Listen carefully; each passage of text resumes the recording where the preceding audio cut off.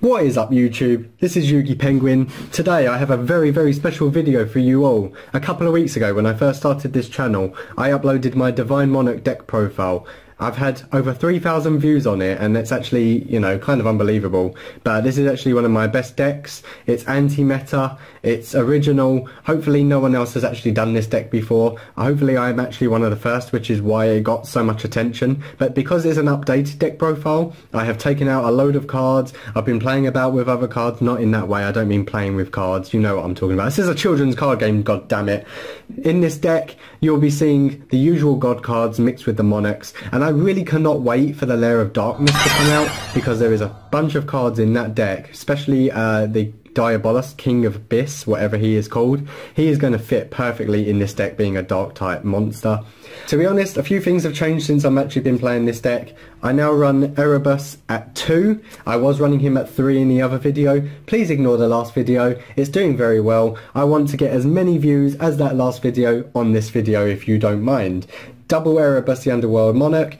Great for tribute summons. Once you tribute summon him, you can actually shuffle two Monarch spell trap cards from your deck into the graveyard. Most of the time you will put the Prime Monarch and Pantheism of the Monarchs in the graveyard, so you can combo off from there, and you can actually get your field spell and, you know, just basically destroy your opponent. Because if you control a tribute summon monster with your field spell, they can't use their extra deck. That's half the dual one already.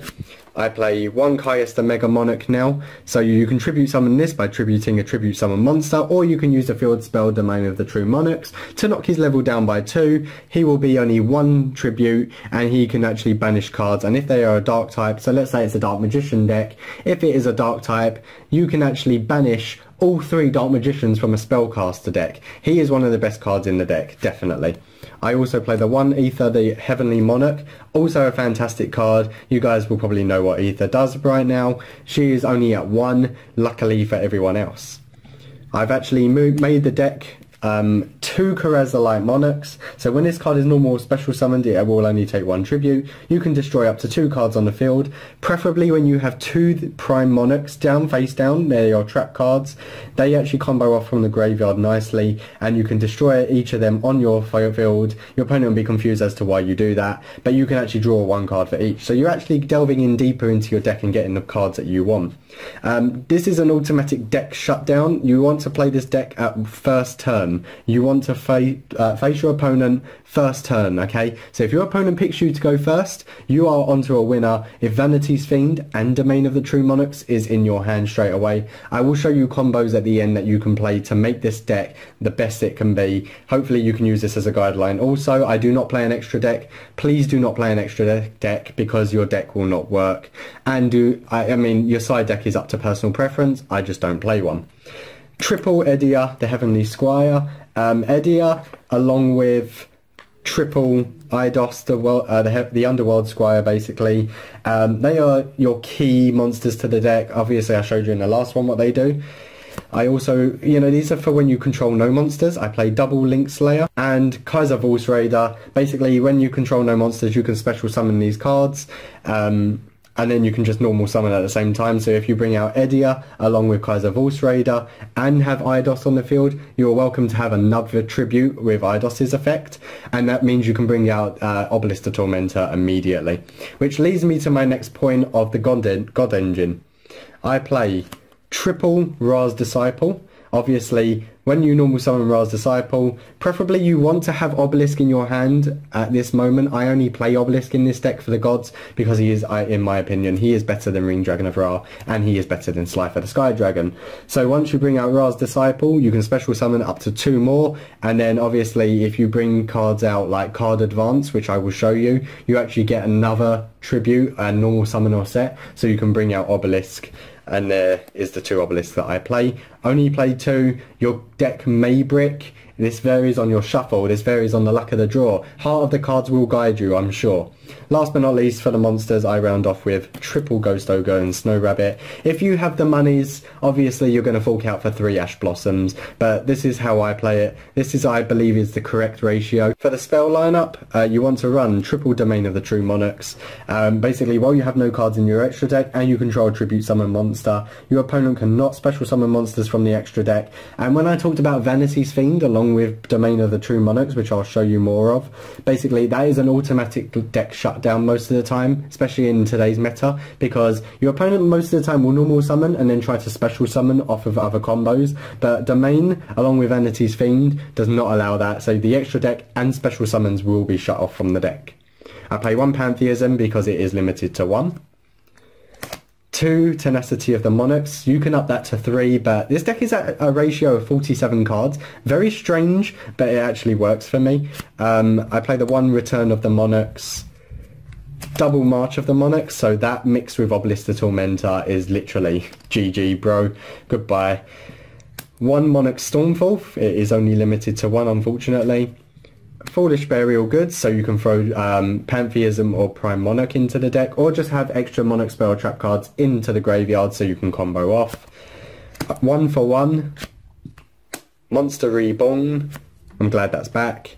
Here's Card Advance. So this is a card that people are not really familiar with. So Card Advance, basically you can look at the top 5 cards of your deck, place them in top of your deck in any order you want, and then you can tribute summon 1 monster in addition to your normal summoner set. So you could bring out Link Slayer with a special summon, normal summon Edia, and then special summon Iodos from your deck using Eddie as effect, using Card Advance also on top of a normal summon. You basically get almost like 2 to 3 summons that turn, so it's a fantastic card. Rounding off to my trap cards now, 3 Prime Monarchs, which you definitely need in the deck. This card is up to you. The first Monarch, so basically you can special summon this card as an effect monster and it will be 2400 defense. You can also discard 1 card from your hand basically, and it can be used as 2 tributes, and you can choose the attribute for the monster. I usually just choose Divine because I want to bring out Obelisk the Tormentor, so he would work as 2 tributes, and then you would have your other monster to tribute off, unless you have Monarch Stormfall, in which you could actually just use your opponent's monster and you will bring out Obelisk that way. I play the Monarchs Erupt. I am upping this card to 2, so please, if you see this card, please put it on 2, because that will actually negate face-up monsters' effects on the field. And last but not least, I run the Solemn Engine. Without Judgment, obviously, I play 2 Solemn Strikes, and I play the 1 Solemn Warning. Guys, if you have enjoyed this video, please leave a like, please leave me a comment. Any feedback would be really appreciative. I don't want to hear any slagging off on my video. If you don't like it, don't comment, simple as that. But anyone who actually really likes this deck, thank you so much for watching, and I'm actually going to show you a couple of combos that you can do with this deck and maybe put a deck replay in at the end for you. So combo 1 that you can actually make with this deck, if I show you in front of me here, let's say this is your starting hand: Vanity's Fiend, Edia, Kaiser Vorse Raider, the Ra's Disciple, and an Obelisk the Tormentor. Basically what you want to do with this hand is special summon, because you control no monsters, Kaiser Vorse Raider, normal summon Edia. Hopefully Edia doesn't get, you know, Ash Blossom, let's say. Edia's effect will allow Iodos to come out from your deck as a special summon, and Iodos's effect allows you to have another summon. So basically you attribute all 3 off, and automatically in your first turn of the game, 1 Egyptian God card. So combo 2 is very similar to that. You would have this as your starting hand, let's say. So if you always get Domain and Vanity's Fiend and a Kaiser Vorse Raider, you've actually got a really very strong first turn go, and your opponent can actually fall beneath you with this deck. So if I show you very quickly what you can do, you can play special summon the Kaiser Vorse Raider. You can play Domain in the top corner there, so that's your field spell. You can tribute off Kaiser Vorse Raider, bring down Vanity's Fiend, and that is deck lockdown. So you cannot special summon monsters, and you cannot use the extra deck. Well, your opponent can't anyway. So that's what I call deck lockdown with just those 2. Okay guys, apologies for not explaining the deck profile properly. Hopefully this Yu-Gi-Oh replay will actually show you how good the deck really is. As you can see, that is a first turn Obelisk, and my opponent kind of struggles from here on out. Please enjoy the video.